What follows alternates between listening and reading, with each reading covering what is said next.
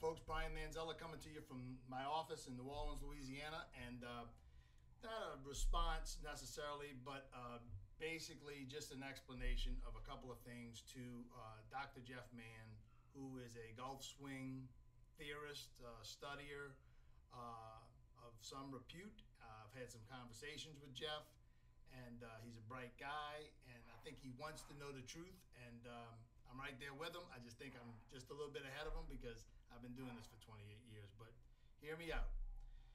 In a response to my great friend Mike Finney and cohort, he says, he's actually, this is Jeff talking, I'm actually TGM literate, so I know the difference between drag loading and drive loading. And Michael wrote that every golfer applies a push, a positive torque to the golf club in transition, or the club would completely flop and come close to hitting the shoulder. Jeff Mann replies, I totally disagree. I believe that one assembles the power package at the end of the backswing position, and the right arm flying wedge supports the left arm flying wedge, and the transition, the entire power package gets slotted. Yeah, I understand. That's what it looks like on video. But Dr. Aaron Zick is the smartest human being I've ever met. He's one of the 3 scientists of the scientific panel at the Anti-Summit, the Symposium, the first annual Brian Manzella Golf Swing Symposium, October 11th in Scottsdale. Of course, most of you watching this know that already. Dr. Zick's math model, which is not only trying to come up with the optimum way to hit a golf ball, but also trying to fit it to what golfers actually do, and he's studied some top golfers to do this, says that you have to apply some force across the shaft. That could be from the right arm straightening, from the right wrist straightening and uncocking, from the left wrist uncocking. Heck, there's probably a way to do it some other way. But he says that everybody applies some of this in the change of direction or the club would flop. It doesn't look like that. I mean, the first question I asked him was, what about Sergio? Doesn't he down cock? Well, basically, his wrists are so flexible and he's making a swing in such a way that it would flop more, or down cock. It would down cock as much and flop even more. Okay, so these are the kind of things that have led us to do this symposium. A smart guy, Jeff Mann, obviously an intelligent guy, trying to study the golf swing, reading everything he can, and looking at pictures. He's got these three, 4 pictures of Tiger Woods, probably when he was playing halfway decent, and it just doesn't look like that happens. But the math says it does. That's why, if you disagree with Dr. Zick on something probably so elementary to his model, he would be thrilled to explain it to you. It's over my head. I don't have a PhD in physics or engineering or anything like that. I know what works on the lesson tee. Now, I can show you, I can give you examples of people who you could see it in, but you know, other people would probably try to explain it a different way. Okay, he goes on. It doesn't require any positive torque by the right hand to prevent the club from flopping down. Again, the math says otherwise. You'll probably be wrong. And here's the thing about science, about hard science, Dr. Mann. It's sort of irrefutable. If you ask a question like this to Aaron Zick, and then Paul Wood's sitting there and he goes, you know, in our 1 million a frame videos of Bubba Watson, we have noticed this same phenomenon, and we have adjusted the center of gravity on our good player clubs accordingly. Okay, so that's that. Now, if he says they've noticed it, and then Dr. Neal says, the biomechanist says, yes, we can see that in the transition, acceleration forces at a certain point. See, that's what we're looking for. So this is actually a great question. I just wanted to clarify, you know, where Michael was coming from. He wasn't even there when Dr. Zick said that. That was me doing my Shalmation English language, sort of English language translation to him. So we go on. You wrote, instead of everyone from Sergio to KJ, okay, you're talking about 2 concepts in the same sentence. Tumble and release of the club. I have no idea what you're talking about. This is Jeff Mann talking. What is pushing? Where is it pushing? When is it pushing? Please be very precise. I understand the precise, man. I'm right there with you. That's why we're doing this symposium, okay? This guy is a brilliant man, and he will be able to explain it, okay? I don't think Jeff Mann knows what the tumble is, but I think he's heard me say it. The tumble is basically a very simple concept. The golf club, I'll use this Sharpie, at the top of the swing is on the side of the arm and the ball that if you just sort of like relaxed your arm muscles but kept your hands in the same place, the weight of the club would torque the entire flying wedge open and probably maybe even the wrist and the shaft about itself too. Michael theorizes, he'll be the first one to tell you, that some of the push away helps the tumble. It might not. That's just Michael's guess, putting together two separate things. We know there's a torque to get the club out here.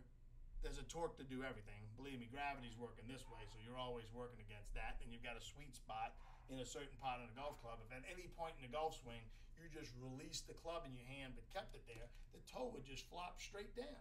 Or a zebra putter would flop straight up. You got it? Okay, so we go on.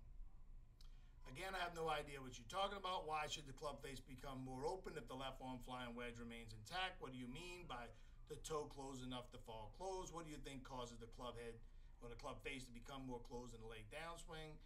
What is the causal connection between that club face closing phenomenon and the release phenomenon? Release of power accumulator number 2. Listen, I'm pretty sure that the 4 power accumulators, as explained by Homer Kelly, is probably not exactly what's happening in the release of all these angles at the top to and through impact. It did a great job, but that might be another question.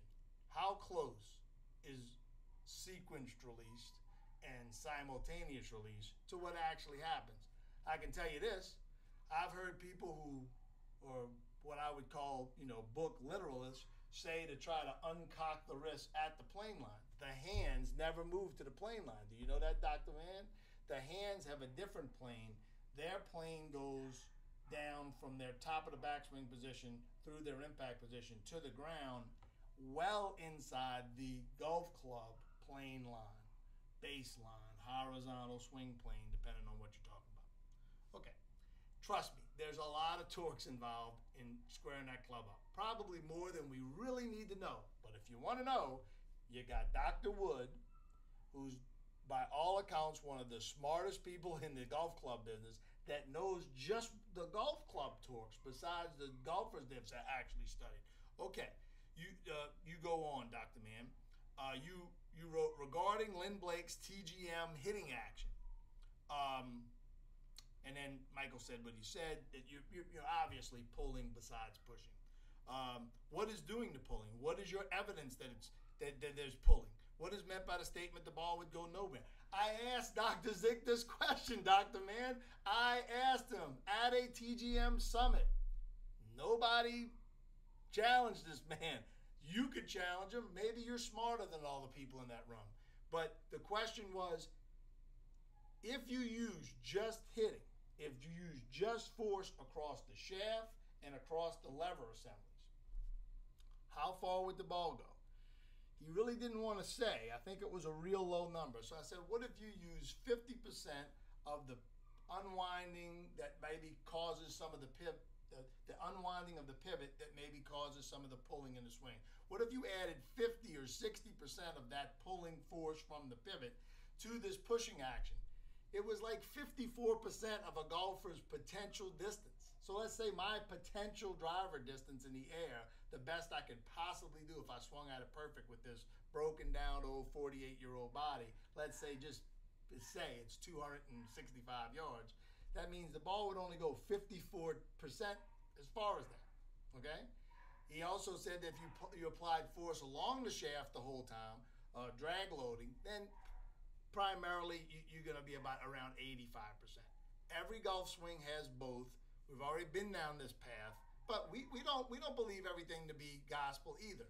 So that's why we're doing the symposium, because if we can get the 3 scientists from 3 different disciplines who, as of right now, have never talked to each other, but may before the symposium, if they all agree, and there's nobody in the audience that disagrees with that, you've got what we call a red letter item, and that's one of my goals for the symposium. The golfing machine was a wonderful work by Mr. Kelly. Absolutely wonderful. Me and everybody that I know closely, friends of mine, guys like Mike Finney, guys like Tom Bartlett and Chris Hamburger, guys like Michael Jacobs, all got involved with the golfing machine because we were tired of people just saying things, you know? I mean, for crying out loud, when I became a PGA member, the manual was How to Become a Complete Golfer by Bob Tosky and Jim Flick. Not a bad book, you know, as golf books go, but hardly scientific. So I'm sure that there's going to be some things at this symposium that's going to be very, very contradictory to what's in the golfing machine. Mr. Kelly did not have the luxury, the unbelievable luxury that we're going to have 3 scientists at this thing at one time. I know you've been a big book follower, and trust me, every one of the names that I talked about, me and Michael Jacobs, Mike Finney, Tom Bartlett, Chris Hamburger, for, you know, practically seemed like our whole lives. I mean, I was about 20 years old playing college golf when I bought my first golfing machine at the Country Club of Jackson. But not only is there going to be things in the golfing machine that are wrong. I mean, there's already been proven plenty of things in the golfing machine that are not scientifically correct. But there's going to be things in other people's methodology and methodologies that are going to be found out to be wrong. That's why we're doing it. So then you don't teach it. See, here's an interesting little thing that everybody's got to get in their head. You can get results as a teacher with non-scientific information. How about that? There are people out there, we're not using any names, that say things that are totally been proven to not be true, and yet their students played good. Remember, there's what the teacher's saying, what the student thinks the teacher is saying, what the student's actually doing. Some students are talented enough to get it done anyway. That doesn't make the teacher less of a teacher. It just doesn't make it science, and that's why we're doing this symposium. Thanks, Dr. Mann. Like I said, send us in some questions. We'll make sure we answer them, and we will give you all the information on the answers.